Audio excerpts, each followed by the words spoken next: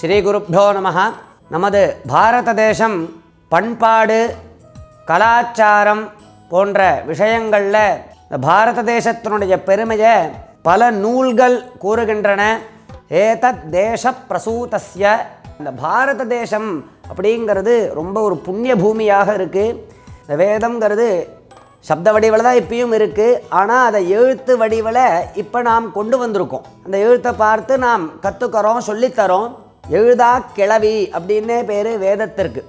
காது வழியாக கேட்டு கேட்டு குரு சொல்லுவார், சிஷ்யன் கற்றுப்பான், சிஷ்யன் சொல்லி கொடுப்பான், குரு கற்றுப்பார். இப்படி தான் அத்தனை மந்திரங்கள் உச்சாரணம் பண்ணப்பட்டிருக்கு.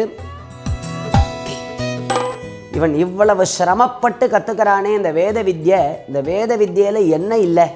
மேக்ஸ் இருக்குது, அர்த்தசாஸ்திரம் இருக்குது, நாட்டிய சாஸ்திரம் இருக்குது, ராஜ்ய பரிபாலனம் பண்ணணும் அப்படிங்கிறதுக்கு சாஸ்திரங்கள் இருக்குது.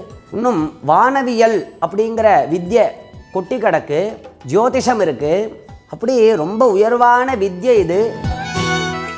எப்படி ஒரு தேசத்திற்கு சோல்ஜர்ஸ் ரொம்ப முக்கியமோ அந்த அளவுக்கு முக்கியம் இந்த வேதியர்கள், வேதம் ஓதும் வேதியர்கள்.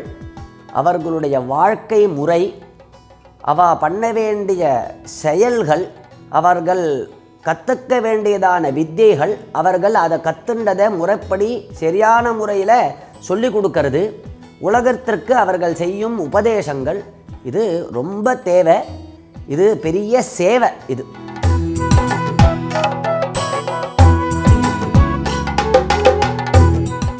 நம்ம தாரா ஃபவுண்டேஷன் அவள் 63 நாயன்மார்கள் அவர்களுடைய ஞாபகார்த்தமாக 63 கலைகளில் இருக்கக்கூடிய அவளுக்கு ஒரு சத்காரம் புரஸ்காரம் கொடுக்கறதுன்னு ஒரு தீர்மானம் பண்ணி நடக்கிறது.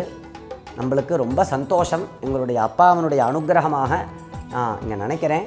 நம்மளுக்கு இந்த அவார்டை கொடுத்தது இன்னும் பெரியவாளனுடைய ஒரு அனுகிரகத்தோட ஆக்னியின் பேரில் நம்மளுக்கு கொடுத்ததை நாம் பெரிய பாக்கியமாக கருதுகிறோம். மேலும் இந்த ஒரு சம்ஸ்தானமானது அபிவிருத்தியாகி இந்த மாதிரி நிறைய தர்ம காரியங்களுக்கு ஒத்துழைப்பாக இருந்து நம்ம தேசம், பாரத தேசம் மேலும் வளர்ச்சி அடையணும். அதற்கு எல்லா அனுகிரகத்தையும் பகவான் பண்ணணும் அப்படின்னு பிரார்த்திக்கிறேன். ராம் ராம்.